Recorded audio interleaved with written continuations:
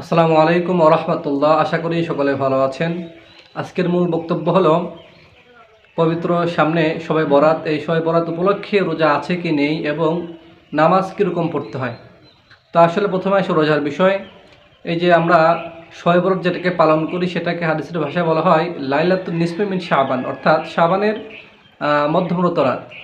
তো এই রাত বিষয়ে অনেক হাদিস আসছে এবং অনেক হাদিস অনেকেই পালন করে বা অনেকেই পালন করে না, না জানার ফলে। তো যেটা সহিহ হাদিস, সেই সহিহ হাদিসে আসছে যে আইয়ামে বীজের তিনটি রোজা আছে যেটা নবী করিম সাল্লাল্লাহু আলাইহি ওয়াসাল্লাম রাখতেন। সেটা হচ্ছে 13, 14 এবং 15 শাবান।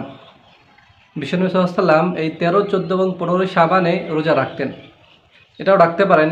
আবার অন্য একটা হাদিসে আসছে আল্লাহ রাব্বুল আলামিন বিশেষ করে এই শবে বরাত রাতকে কেন্দ্র করে এই রাতে আল্লাহ তাআলা প্রথম আসমানে নেমে আসেন এবং ওই বান্দাকেই মাফ করেন যে বান্দার ভিতরে শিরিকের গুনাহ এবং কুফরি গুনাহ না থাকে। অর্থাৎ শিরিক এবং কুফরি গুনাহ বাদে আল্লাহ তাআলা সব গুনাহ বান্দাদের ক্ষমা করে দেন যদি বান্দা আল্লাহ তাআলার কাছে ক্ষমা চায়। তো কাজেই এই রাত্রের পরে যে দিনটা আসে অর্থাৎ 15 শাবান, এই দিনেও রোজা রাখার অনেক বড় নিয়ামত রয়েছে। অন্য একটা হাদিসে আসছে যে এই রাত্রে এই দিনে 15 শাবানে যে ব্যক্তি 15 শাবানে যে ব্যক্তি রোজা রাখবে আল্লাহ তাআলার সন্তুষ্টির জন্য আল্লাহ তাআলা তার জিন্দগির সগীরা এবং কবিরা গুনাহ আল্লাহ তাআলা মাফ করে দেবে এবং সাধারণ ক্ষমা ঘোষণা করা হবে।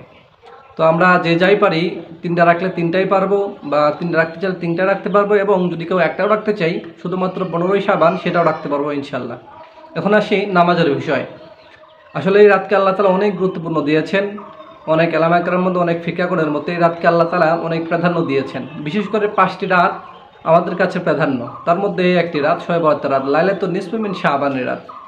তো এই রাত্রে আমরা বিশেষ করে নফল নামাজ বেশি বেশি আদায় করব, জিকির আজকার ইনশাল্লাহ এগুলা আমাদের করণীয়। তো নফল নামাজ আমরা যেভাবে আদায় করব, সাধারণভাবে আমরা যেভাবে নফল নামাজ আদায় করি ঠিক সেভাবেই নামাজটা আদায় করব। আর আমরা যে যা সূরা জানি সেটাই ইনশাল্লাহ পড়ার চেষ্টা করব। এই নামাজের মধ্যে আধ্যাত্মিক কোনো নিয়ম বা কানুন আছে বটে, কিন্তু এটা সবার জন্য প্রযোজ্য না। সাধারণভাবে আমরা যেরকম নামাজ পড়ি শুধু নিয়তটা নফল করতে হবে। সকলে ভালো থাকবেন, সুস্থ থাকবেন। আসসালামু আলাইকুম ওয়া রাহমাতুল্লাহ। আর যদি কোনো প্রশ্ন থাকে অবশ্যই আমাদেরকে জানিয়ে দেবেন কমেন্টের মাধ্যমে।